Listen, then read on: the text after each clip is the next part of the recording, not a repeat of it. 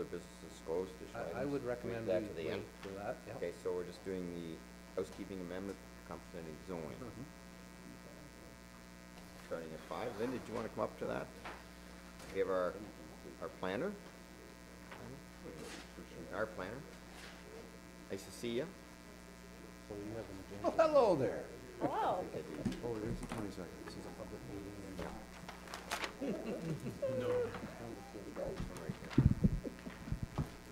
It's the housekeeping amendment. Sing us a song.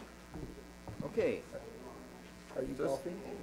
this is a public meeting to consider housekeeping amendment to the Town of Minto zoning bylaw number 0186, some for all our property located within the Town of Minto.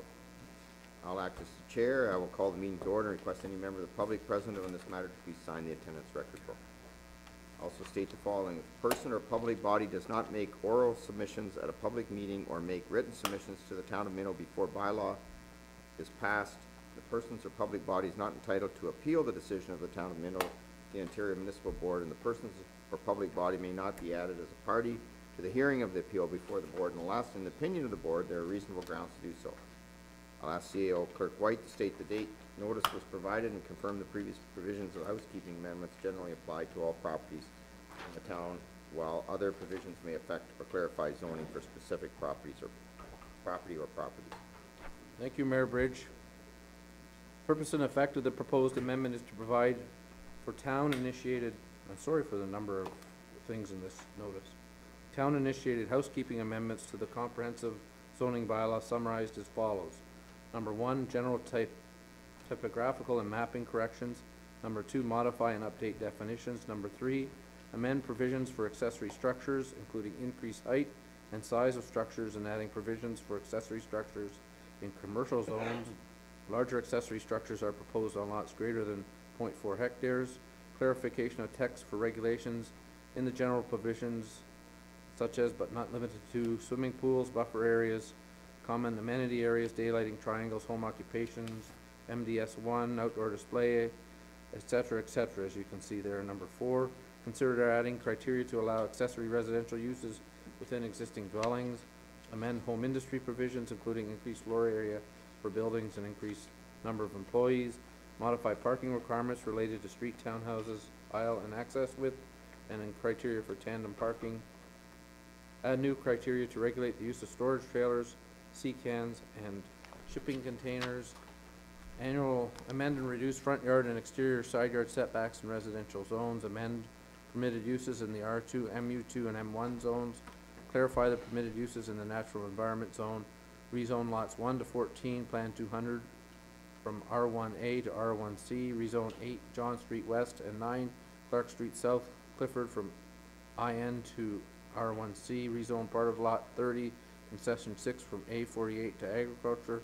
Rezone the former Clifford Ball Diamond from R226 to R2. Other minor amendments or clarification to the text or mapping that may be appropriate. Notices were placed in the Wellington Advertiser August 8th and the Minto Express August 13th and sent to applicable agencies August 6th. The Maitland Valley Conservation Authority, Saugeen Valley Conservation Authority, and Upper Grand District School Board expressed no objections. Just for information, the housekeeping amendments applies to areas within the entire town of Minto or some specific properties as outlined. And then Linda is here to give the detail. Okay, Go I'm ahead, gonna Linda. try and get through this real quick. Yeah. So, I'll just, point out the major changes, and then if there's any questions, that works. Okay. So I'm looking at the chart that was attached to the report, or that is the report, I guess. So we have a few new definitions. Some of them, are adding simply because of changing times that you might not have it now, but it's coming. So we thought we'd add some. So, any questions on those? Any of those? Yes? Under animal shelter, you refer to registered veterinarians. Yes? I'm just wondering, what exactly is that? I don't know. Okay. Are you one, Terry? You're registered? No, I'm not. Can I make a recommendation? Yes? I think the term should be licensed veterinarian Okay. rather than registered You're veterinarian. licensed, not registered, right? Good point. Good point.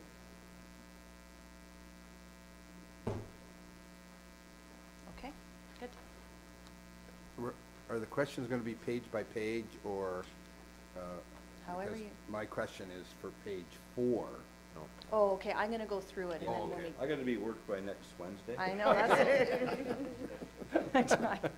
Okay. So, page 2, building setback, we've just, for clarification, added in there the encroachments that are already permitted, so it's just clarifying that that's Right. included.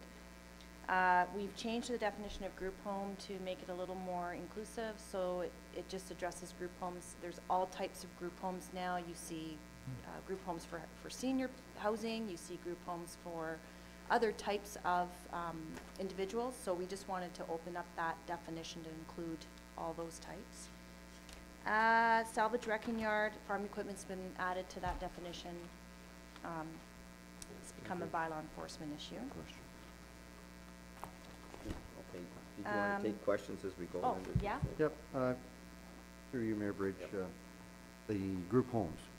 As you're aware, in Minto, we have, what I'm not sure when I seen this, I put down beside chicken catchers. Pardon?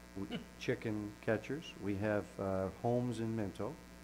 You said basically the group homes, there's a lot of different headings under Yes. group homes. So in 4 or 5, Terry, help me with this, houses in Minto, in Hairston, I believe, we have, chicken catchers, or, up to 5, 6, 7, Terry, people in these homes? Some cases, there's more. Okay, and so basically, there was an issue last year. Some of the neighbors, were upset at some of our bylaws or lack of bylaws or whatever, and talking with Terry, everything was, all of our bylaws were right up to date on that particular issue. Mm-hmm. So, and I know we talked about it, sorry, Terry, you go ahead. The big difference between the definition of Okay, just put the mic, please. the definition of a group home and the way that these chicken or the migrant worker houses Mhm. operate is group homes are supervised. So there's someone in charge that's looking after the residents there, whereas migrant homes are just operated as a single-family dwelling, where there's multiple people not related necessarily, living under the same roof, cooking in the same kitchen, that sort of thing. So this, yeah, doesn't Doesn't apply. apply to, Okay. to what you're looking at.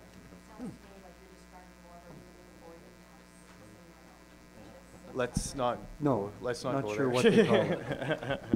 Okay, moving on.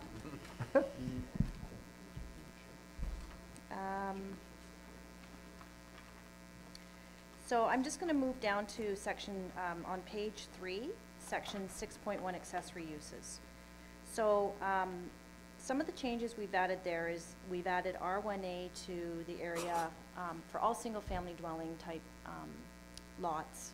We wanna see garages behind the front wall of the house, and that's what's in the bylaw now, but it wasn't there for properties that are zoned R1A, which are your unserviced residential lots. There's not a lot of them in Minto, but places like Tiviotdale, for instance, that have an R1A zoning. So it wasn't anywhere, so it's just clarifying that. A major change is the accessory structures, the lot coverage, and that's on page 4.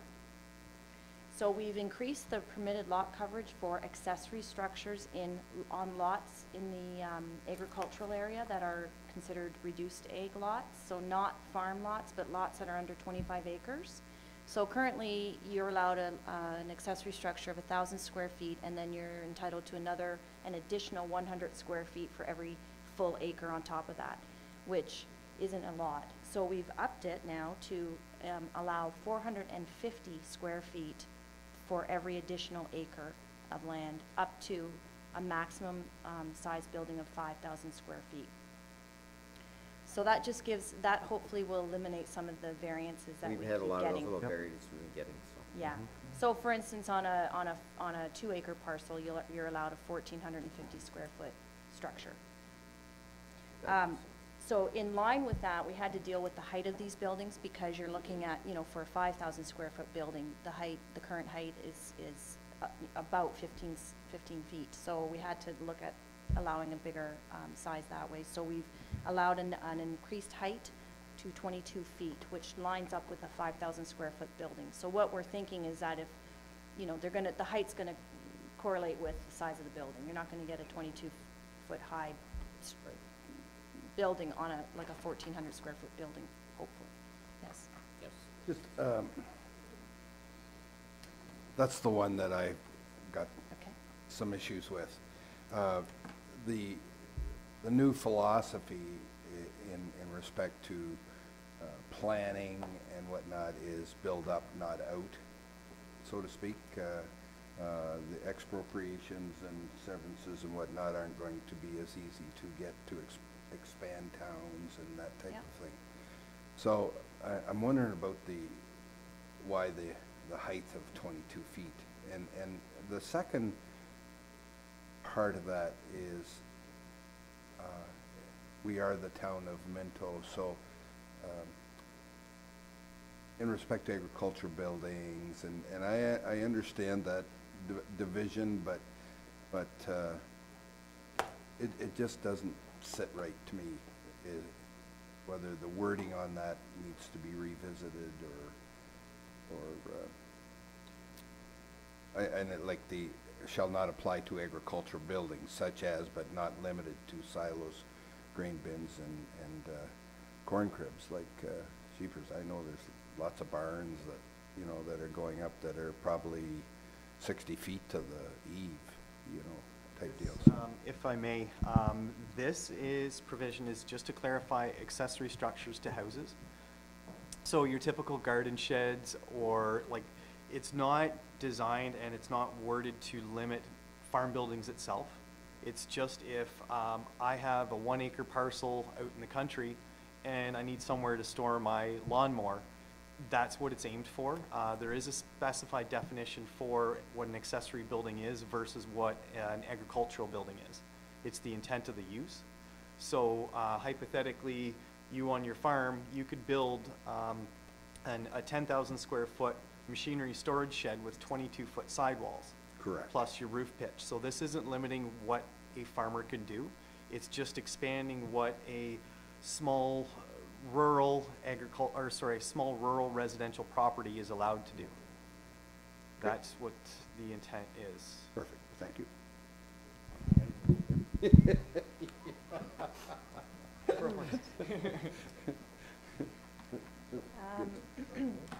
Okay, so moving to the bottom of page 4 under the buffer, the last 6.3 buffer, that's just been clarified to address the fact that the actual buffer area is to be placed on the lot that's being developed, not the adjacent lots that are existing. Okay. Makes sense. Top of the page 5, common amenity area.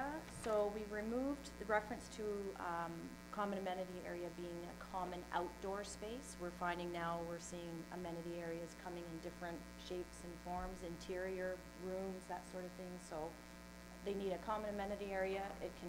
There's flexibility on how that's provided now with removing the reference to outdoor. The next one down, section 6.7, this is referencing daylight triangles. So we've just included laneways to be reviewed for daylight triangles to ensure that sight line is there. Another kind of interesting change, or a good change, is the home industry criteria, which is the next item. So currently the maximum allowable ground floor area for a home industry in the agricultural area is 1,500 square feet. So we're suggesting that be increased to 2,500 square feet because again, we're seeing a lot more uses that need a bit more space. That's a bit of more of a standard size around the county as well, so that's a good thing. Also recommending that we increase the permitted employees from 1 to 2. And a new provision is being added to that section just to sort of that the use should not be obnoxious or dangerous or storage of goods, just to again clarify what the intent of the home industry uses should be. Under the MDS, on the top of page 6, we've just, all that's changed there is, the current bylaw references the, MDS guideline formula that are, it says set out in the zoning bylaw. Well, we don't put the formula in the zoning bylaw, so we've just changed that to say, you reference them as they are amended from time to time.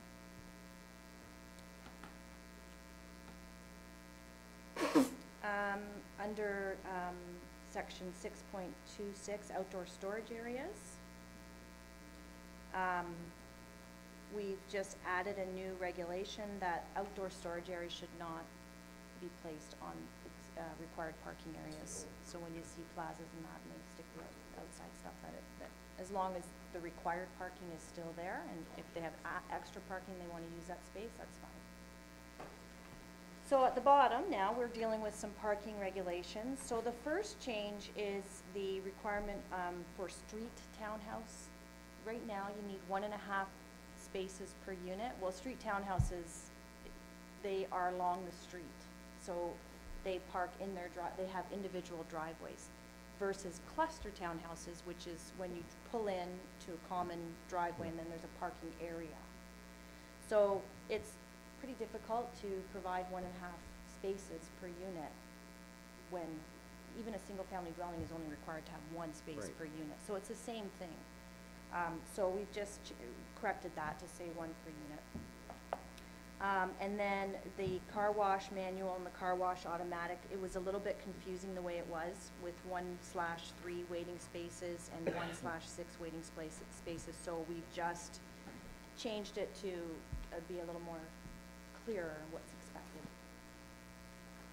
So existing, pardon me, Mayor Bridge, existing is grandfathered.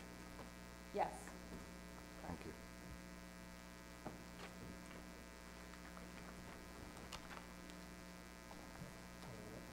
Sorry, Deputy. Yeah, I have a question again regarding the car wash automatic, 6 waiting spaces in line.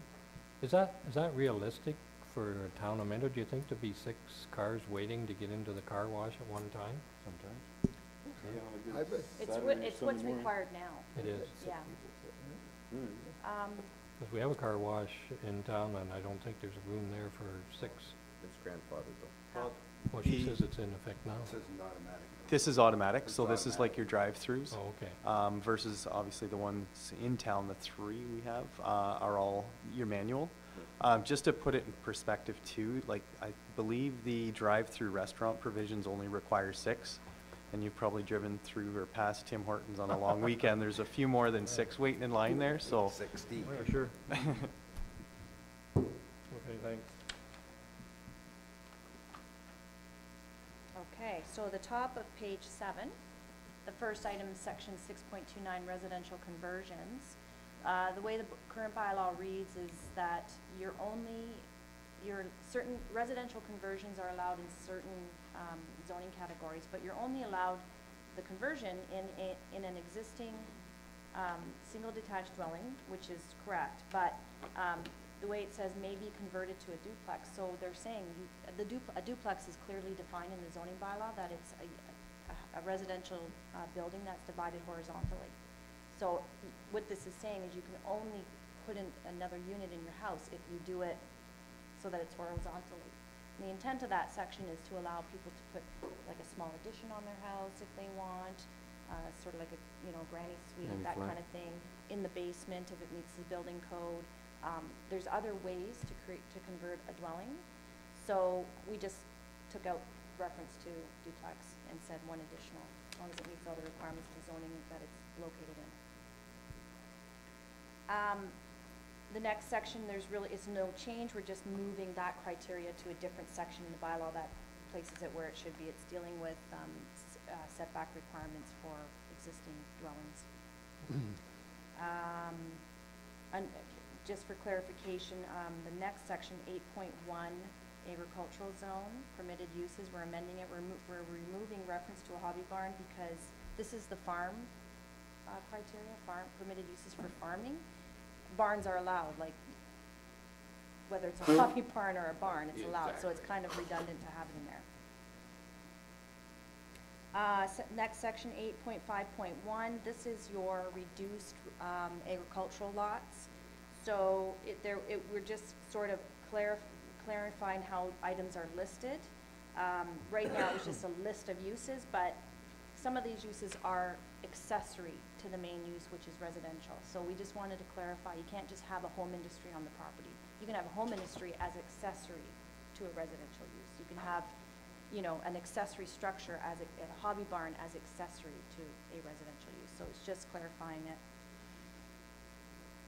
The next section, section 10 to 13, it's all the residential zones. And what we're proposing there is to reduce the required front yard setback and exterior side yard setback, which are the 2 yards that abut streets, from 7.6 meters, or almost 25 feet, to 6 meters, which is 20 feet. Just bringing the houses a little bit closer to the road gives a bigger rear yard setback. It's more, it's a standard that you see more often than 7. 8 years too late, I already built my place and I didn't like 25. Well, I'd like to make it smaller, but I don't know if, Let's go 15 then. Anybody? so that applies to all single-family semis, duplexes, anything other than an apartment building or a cluster townhouse development.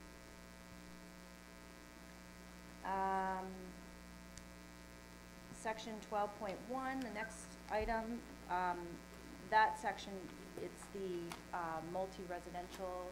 It allows just a 4-unit street townhouse, that's it. So we suggested that, you know, why can't they have 3? 2 would be a semi, so why can't they have 3? So we're just adding 3 or 4. Retail stores being removed from the MU2 zone. That's the zone that sort of fringes the core areas, and that is to bring it into conformity with the official plan. The official plan doesn't allow retail. These uses are generally more service commercial or office type uses that would be located in the MU2 zones. So retail store shouldn't be in there. Okay, next page, page 8.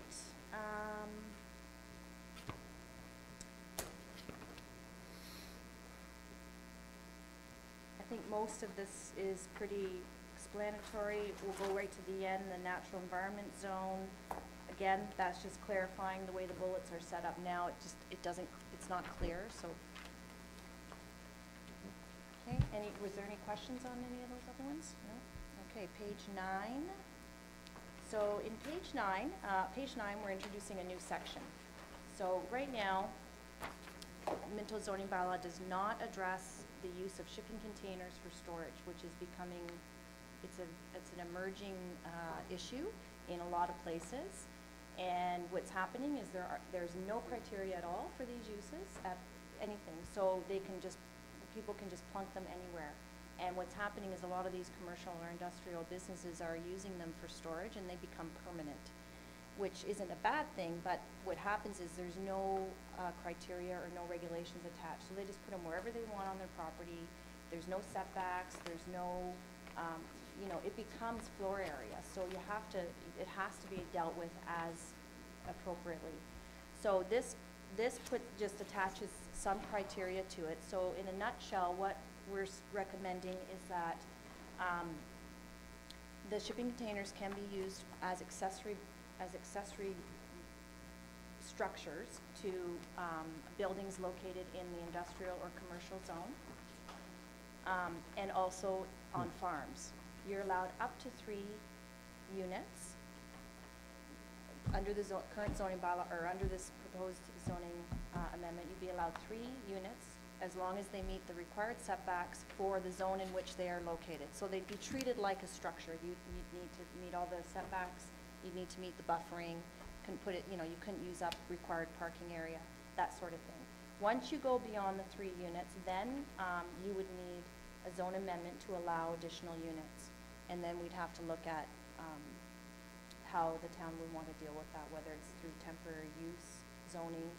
Because what we're finding is you're getting some of these industries that are putting like 20 of these on their property as storage area. So at that point, when should you be putting an actual addition on your building. Some have wanted them just temporary because they're starting to expand, but they're not ready to commit, which is fine, and then we can look at it as a temporary use or as a permanent.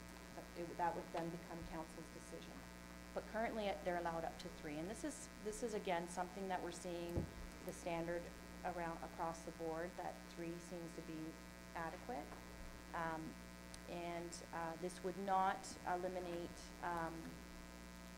those pods that people use when they're moving, they plunk them on their driveway. It wouldn't, that's a completely separate issue, and that's permitted, and it's a temporary thing that's dealt with through by law enforcement, I believe. So this is not, we're not dealing with that at all. Yes. Just correct me if I'm wrong, this is obviously for industrial and commercial use, and our bylaw is strictly residential in areas where they can't put up like a truck box. Right. With the roll-up doors and that, but this here, you're saying it's gonna be a whole different. This is more geared to, commercial, Industry, industrial. commercial, okay. Commercial, industrial, okay. Okay. Any other questions? So there's no requirement for ground preparation, like sitting it on asphalt, you can sit it on anything, these C-Can trailers and all that. Well, I guess that would be up to the CBO how, The square footage requirements, the building code would allow them to be put on pretty much everything. Yep. Anything else? Going back to actually page 2, where we're talking about rezoning institutional to R1C, there's 2 specific lots mentioned there. This is the second, page 2 of the report, the total report. It's item number 13. Oh, that has to do with 2 properties in Clifford? I understand that. oh, you're talking about Terry's report? No, I don't think it's in my report. It's actually in the public, your report, the zoning bylaw amendments, but, Okay. It's in the notice. Oh, the notice, Yeah. okay. In the notice, All right, yes, that's fine. so, my question is, one of these individuals wanted to do something, I think build a garage on his property, and the only way he could do it with it being zoned institutional was to have a zoning bylaw and pay the expense of changing it, and then he would be allowed to build his garage. Yep. So we're taking care of that with this. Correct. That's right. But I'm wondering, are there other lots in the municipality that are similarly zoned that could be lumped into this so that they don't have to pay for the zoning change and all the, whatever else is involved in them building a garage or whatever they may want to do? What we do is any of the properties like this one in Clifford that we come across, because I don't know all the properties, and their specific zones where the errors are and how they occurred. So we keep a running tally, and as we do these housekeeping amendments, then we roll those into the housekeeping amendment, so those individuals don't have to worry about going through the rezoning. But that's just in cases where we know that it's an error in the zoning bylaw versus they converted the use illegally. So is that what happened here? Was that illegal? No, No, no, there was this a house was built. this was a specific error in the zoning Yeah. bylaw. The house, the one house predated the first bylaw itself, Yeah. so it should never have been in there. And I don't know how the other house got built with the zoning in place, so it's just ones that we know there's an error. It's, on our fault, we fix it. So we have no way of knowing how many lots in Minto are zoned institutional then? Well, I think this one was zoned institutional because it was at one time, yeah, Yes. that's why. So it just, the zoning just was maintained Yeah. instead of, What I'm trying to accomplish is that these people don't have to go through the cost of a zoning change or zoning bylaw change if they want to make an improvement on their property. I mean, this is the first time in almost 4 years that we've been here that we've done zoning bylaw amendments. So it could be another 4 years before we do it again, and there could be somebody out there that would like to build a garage maybe in the spring, and either they pay the price, which is, I don't think is fair to them. It wasn't their fault that the zoning wasn't changed or it was zoned improperly, or they wait until we go through this process again. I don't know. I think we try and get those, and I think got as many as we can, but hopefully there aren't too many like that out there. It usually, it is kind of an anomaly, really, Yeah. for that to happen. So that, which is one of the reasons why we correct it this way, rather than forcing them to get their zoning change. So unfortunately, I just don't think we could, with 6,000 or 8,000 properties, necessarily pick all of them out. So we just rely on people to bring them up when they can. And just as a follow-up to that, the lots that are listed in the notice that are being rezoned from R1A to R1C, that was something that we picked up. That's Lawrence Street in Hairston. Yeah. There's got to be 16 lots there, and there was an error there. So we fixed it up so those people don't have to worry about, you know, complying with the more stringent R1A requirements when the R1C is what the intent was. So as we get them, we're fixing them up and doing the best we can there.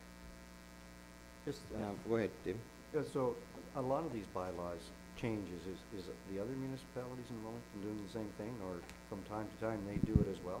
The housekeeping in housekeeping, general? yes. Yeah, I did, in the last year and a half, I've done Mapleton and Wellington North.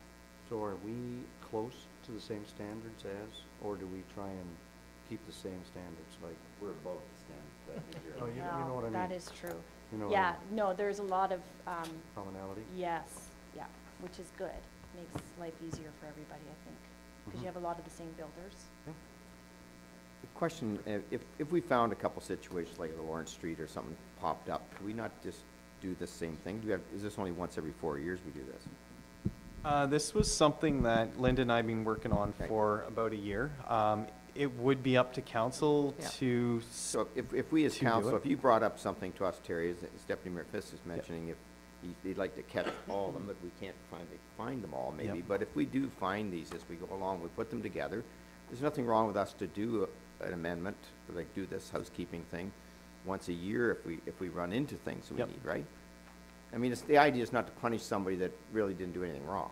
no, Right. no, that's not the intent. At the Yeah. same time, though, I couldn't issue a permit if the property doesn't physically comply, Exactly. so. So when you find them, if we get. it Like I done- said, we keep a running tally, Right. and it's just, this time there was a few things that I needed to get done. There was a few issues that needed to be resolved, so it was the time just to run through it. Like, this is, well, I've been Minto here for 11 and a half years, and this is the first, the property in Clifford is the first one where the zoning of it, the zoning was an error, and it legitimately held up the development. It's not like it happens every day or every year, so it's, Right. it was unique. Yep, good. Anything else?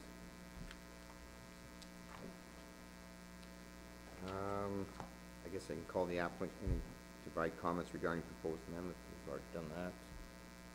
Anyone wishing to comment in favor of the proposal? Anybody here on that? Anyone wishes to comment in opposition to the proposal? And the applicant or his agent will be given an opportunity to rebuttal, and I will now say that if you wish to be notified of the decision of council, the town of Minto in respect to the proposed zoning bylaw amendment application, you must make a written request to the clerk of the town of Minto at 5941 Highway 89, Harrison, NOG 110, or by email at dwight@townofminto.on.ca. No further comments, I will adjourn the public meeting. Thank you. So Mayor Bridge, we are now, I think, going to Take a break for a second. take a council break, but we should move immediately into quarter revision if we could. We have our engineers present. I don't think we're gonna be long in that. Okay. We can, so the councilor is not on quarter revision, which would be everybody but yourself. We leave our papers here? Leave your papers and We sit there. Councilor Faulkner. Do your homework. Can I resign from this committee? In the basement, is there something in the basement, Annalene, or? I'm scared to go in the basement. I'm scared to go in the Okay. Sit down. So, I mean. So, Do we have to move? will be, there's no one here. Well, there's one. Okay. Yeah, you're up there, Chief. So, Hi, Shannon. I'll turn it over. Some sort, you got. You not got it? You not got this? So, Gentlemen? We're next? Yep. This is drain 37, you don't have to do drain 115. That's right, I don't have to do the next one. Okay. Right, so there's the 115, does he have it? Oh, he's got it, okay. Do I have any? You have it, you should have all of Should have it it in with your the package. sketch. Part lot 25, is that the one? Keep going down in there. Here, down in there, yeah. Got a little map and everything. So drain 37 is the first drain that we're doing. This is our appointed quarter revision right here. Okay. Our chair is Councillor Elliott. I just wanted to let everyone know we did not receive any appeals. And I'm not sure if the gentleman at the back, No, he's on, drain 115. He's on drain I thought 115. so. okay. So we have no persons present on this, Mr. Chair, so if you wanted to call the meeting to order. I certainly will. I call the meeting of municipal drain 37. It's located in the town of Mineral on lands known as lots 28, 29, concession 3, part lots 27, 31, concession 4, part lots 29, 32, concession 5. And then I believe all members of the tribunal are here. Ask for roll call, but I No need. peers are here. Be any disclosure of pecuniary interest? Being none, move on. And the last, Mr. White, who would do the introduction and purpose of the meeting. Well, it's stated in the agenda what the purpose is. We do have the two engineers here present that dealt with drain 37. When we have no appeals received, that means that, I guess the assessments are valid, and we can give third reading when we move back into council to the bylaw approving the engineering report, if I'm not mistaken, or? Correct. Yeah, Chairman, we're, as far as passing of the, or giving the bylaw third reading, I believe that the municipality can't give the bylaw third reading until all the appeal periods are up. Okay. Okay, so, being there is no appeals to the Court of Revision, that means there's still a 21-day waiting period to go to the tribunal on assessment, but typically that doesn't happen because they should have come to the Court of Revision to deal with the assessment at a time. But there is another appeal process under the Act, and that's on the design of the drain, and that's 40 days from the mailing of the provisional bylaw. So I would recommend giving the bylaw third reading at your next meeting, which would be a month from now approximately. Your first meeting in October would be appropriate for giving the bylaw third reading. That would be. So, Mr. Chair, then all we need is to make sure there's no one here present with regard to this that wants to give anything to the Court of Revision, and I don't see anyone. So, the next, we have communications, that's the information on the design and the assessment there. So, the last part is adjournment, unless there's anything further. No, I don't believe so. Just if there is no appeals, the court is just accepting the assessment as prepared in the report, under the engineer's reports. And do you need a motion to that effect, or no? Or a resolution, Probably- a bylaw that's covering it, is it already, the first and second reading? I think the court, you're basically here just to deal with appeals. Since there aren't any, there's really nothing to deal with, but you're kind of closing the court, saying we accept the assessment as presented in the report or as proposed. I don't really know if you need Okay. a motion We for that. have a motion to accept the report. Mr. Chair, I have a question, if I may. Mr. Chair? Yes? Is there such a thing as saying, if the appeal period passes and there's no appeal, then that shall be, can you put that in your bylaw? Like, I'm just wondering, in a case where you're not gonna meet for 6 weeks and work has to be done and whatnot, is there not such a thing as putting a rider in there that if the appeal period passes, then this bylaw shall stand? The Act's pretty explicit. Okay, You have to very wait good. out that appeal period. Okay, So you very gotta good. wait the 21 days. Yep. fair enough. And if you don't meet for 41 days, then, We're meeting again, and Yeah, no, Yeah, but that would be was a- for my own interest. right, no, it's spelled out in the Act as far as when you can pass the bylaw. Okay, we have that motion. Mayor Bridge, and Councillor Faulkner. All in favor? And we have an adjournment. We have adjourned the first one, and Mayor Bridge will leave. Now, the second quarter revision is for drain 115. Now, the members of this committee are the two here, and Mr. Schneider was given notice and was appointed, but he is not in attendance. However, we do have a quorum, so you can proceed. Very good. I don't have that. I don't see Just had it in my hands. that. Oh, wait, Right Same here. agenda, they're just different. Okay, thanks. Oh, here it is. We'll call it to order again. Municipal drain 115 initiated in the town of Middle on lands known as part lots 1518, session 1, and continues into the neighboring municipality of North Perth on lands known as part lots 1214 to session 11. And it appears we're one short. Councilor Snyder from North Perth is not with us. Are there any disclosure of hearing interest? And we'll do the election review. So the quarter revision here is appeals to the portion of the cost of the drainage work proposed to be collected as taxes from the landowners. To appeal the quarter revision, a landowner assessed for drainage works must give a written notice of appeal to the clerk at least 10 days before the first sitting of the court. We did receive no written appeals. In the notice, they must state which land is assessed too high or too low, and which land has not had proper consideration. If the notice of appeal is late but presented prior to the first sitting of the court, which they're not, the court may hear the appeal provided it passes a resolution to accept the late appeal. The court can proceed only if it gives notice to all persons who might be interested. So if we happen to get an appeal in, we would have to go through the notice procedure again and have people Yep. come back. So we did want to convene just in case there were persons who wish to speak on this matter. And they can be heard if it's the wish of the quarter revision. Did you want to speak to it at all? No, I'm just here, I'll be interested. Okay. Wonderful. Appears we don't have any other delegations. Okay. No? Same procedure as the last one then, yeah? I like this is the best Yes. court I've ever sat You in. got Have a motion to your chops receive. easy tonight. So moved. So it's the I same. guess I'll second it, and we'll adjourn. Thanks for coming all this way Okay. for that. I just, something I don't think Greg's had a chance to talk to Mike yet about is calling of tenders, but what we could do is, we could prepare the contract documents and have them circulate it to various contractors that are in this business and have tenders opened and received and awarded at your next meeting, if that's suitable.